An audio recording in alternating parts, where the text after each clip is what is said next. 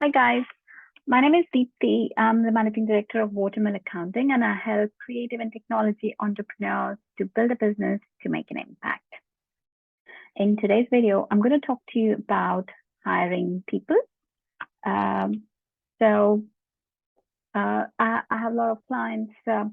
They come to me asking questions in terms of the things they need to be prepared before they're hiring their first team member, or even if they have the team already have a team, getting new team members and the changes in laws, etc. So this video is like a prerequisite. So I put together this video with a prerequisite checklist in terms of things you need to ask yourself if you are hiring new team members. So as the business grows, you obviously need more people to join and help you grow. So um, in terms of prerequisites, just think of it that you are a pilot and you're looking for a co-pilot to join your cockpit. Now you need to tell this co-pilot where are we going. So you need to know what is the vision of your organization, what values it should have, what mission you're currently working on.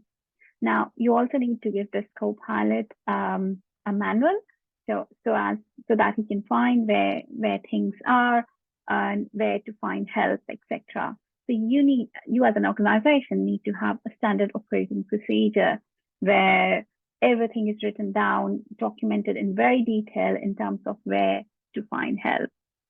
And you need a very clear job description, and you need to ask what qualification this new co-pilot would need, and does his values match with the values of your organization, and what kind of experience he or she has from the previous organization that they worked with. Now, do you have an organizational chart in place? You know where this new person is going to fit in exactly. If it's the first person, or you're hiring many new people, how they're going to fit in? Do you have a hierarchy in place, or what kind of organization it is? Like, do you have a matrix structure or a hierarchical structure of organization? So do you have a chart in place where this new person is going to fit in your organization? And how do they fit into your business plan? So obviously you would have a business plan and a cash flow forecast. So you know exactly how you're going to fund this new person.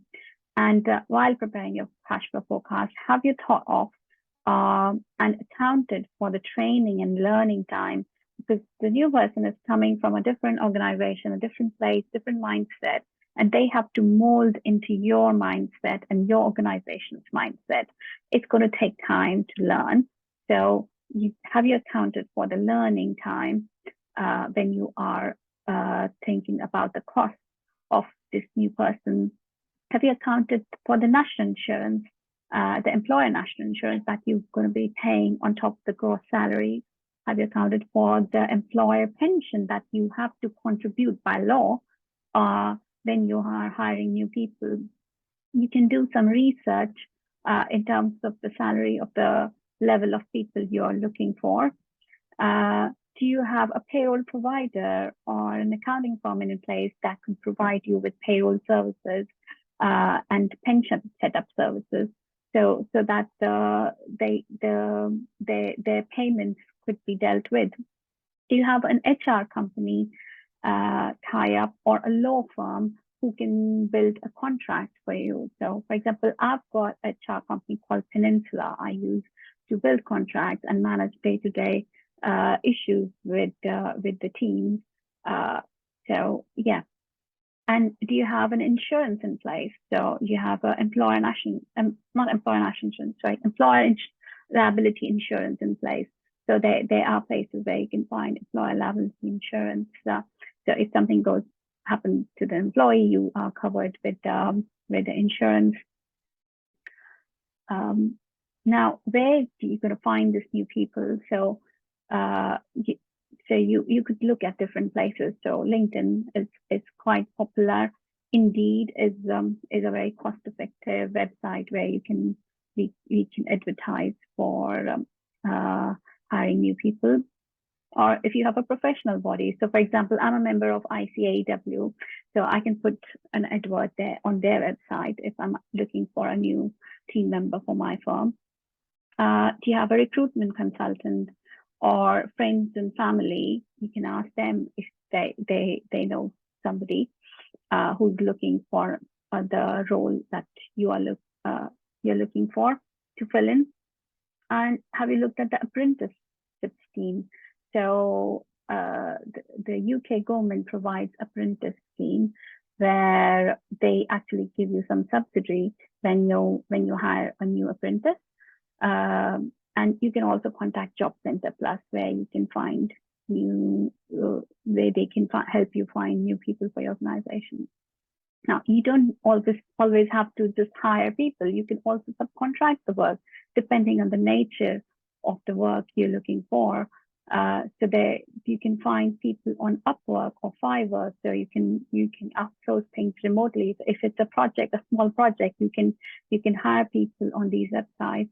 There are a lot more, but I've given you 2 examples where you can find people to work for you remotely.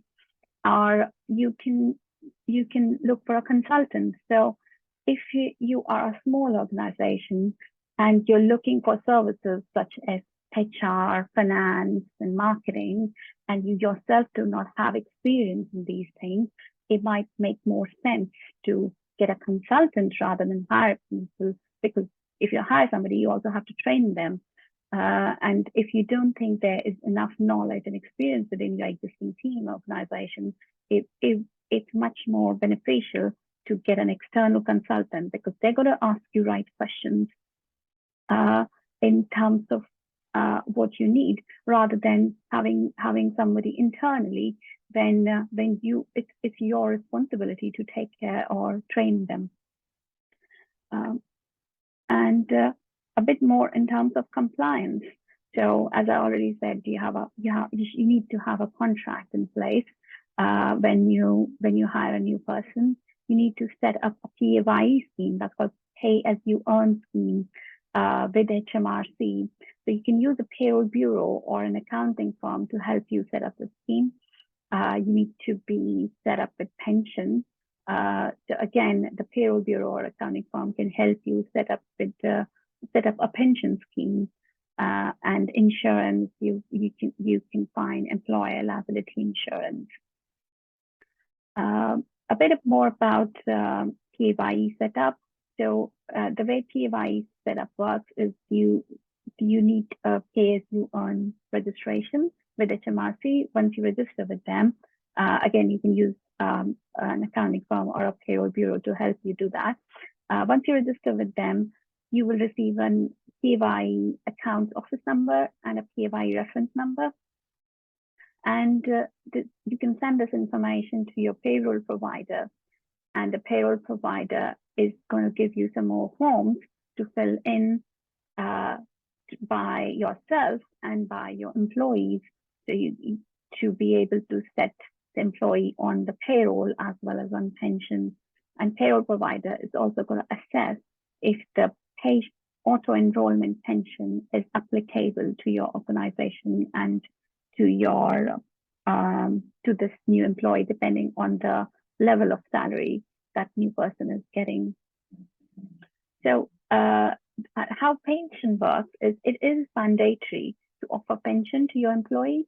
So the law requires you to offer your employees pension. You need to register them with a pension scheme approved by a pension regulator for auto-enrollment. So what auto-enrollment means is it's your responsibility to enroll your employee for pension as soon as you hire them, and as soon as they are eligible for this pension.